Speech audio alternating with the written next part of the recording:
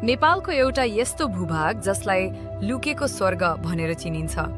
बाजुरा जिल्लाको हिमाली गाउँपालिकामा अवस्थित रानीसैन यो क्षेत्र सैपाल हिमालको ईस्ट बेस क्याम्पको रूपमा पनि परिचित छ। रानीसैन समुद्री सतहबाट करिब 4200 देखि 5000 मिटर उचाइमा रहेको छ, जहाँ विशाल हरिया पाटन, सुन्दर हिमालहरू र स्वच्छ जडीबुटीहरू पाइन्छन्। यहाँको शान्त वातावरण र प्राकृतिक सौन्दर्यले जो कोहीलाई पनि मोहित बनाउँछ। धार्मिक र सांस्कृतिक रूपमा पनि यो क्षेत्र निकै महत्त्वपूर्ण मानिन्छ। यहाँ रहेको बौद्ध गुम्बामा हरेक वर्ष बाजुरा र हुम्लाका लामा तथा बौद्ध धर्मावलम्बीहरू पूजाका लागि भेला हुन्छन् र स्थानीयहरूले यस स्थानलाई पवित्र भूमिको रूपमा मान्छन्। यो क्षेत्र जैविक विविधताले भरिपूर्ण छ। यहाँ यार्सा गुम्बा जस्ता बहुमूल्य जडीबुटी पाइन्छन् भने कस्तुरी मृग, नाउर र हिउ चितुवा जस्ता दुर्लभ वन्यजन्तुहरू पनि देख्न सकिन्छ। दुर्गम भए तापनि रानीसैनमा ट्रेकिङ र इको टुरिज्मको ठूलो सम्भावना रहेको छ।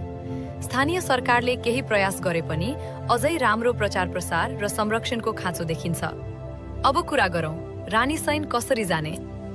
काठमाडौँबाट यात्रा सुरु गर्दा सबैभन्दा छिटो विकल्प भनेको काठमाडौँ, नेपालगञ्ज, कोल्टी फ्लाइट हो। यदि तपाईँ बस वा जीपबाट जान चाहनुहुन्छ भने काठमाडौँ धनगढी, अत्तरिया, डडेलधुरा, सिलगढी, मार्तडी हुँदै पुग्न सकिन्छ, जसमा 2 देखि 3 दिन लाग्न सक्छ। त्यसपछि वास्तविक यात्रा सुरु हुन्छ। मार्तडीबाट हिमाली गाउँपालिका हुँदै 4 देखि 6 दिनको पैदल यात्रा ट्रेकिङ पछि तपाईँ पुग्नुहुन्छ अन्तिम गन्तव्य रानीसैन, सैपाल हिमालको पूर्वी आधार शिविर। यो क्षेत्र 4000 मिटर भन्दा माथि भएकाले उचाइको समस्या हुन सक्छ। त्यसैले गाइड लिनु, आवश्यक सामान बोक्नु र मौसमको जानकारी लिनु अत्यन्त आवश्यक हुन्छ। यात्रा कठिन भए पनि त्यहाँ पुगेपछि देखिने दृश्य साँच्चीकै स्वर्ग जस्तै हुन्छ। त्यसैले रानीसैनलाई बाजुराको गौरव मानिन्छ।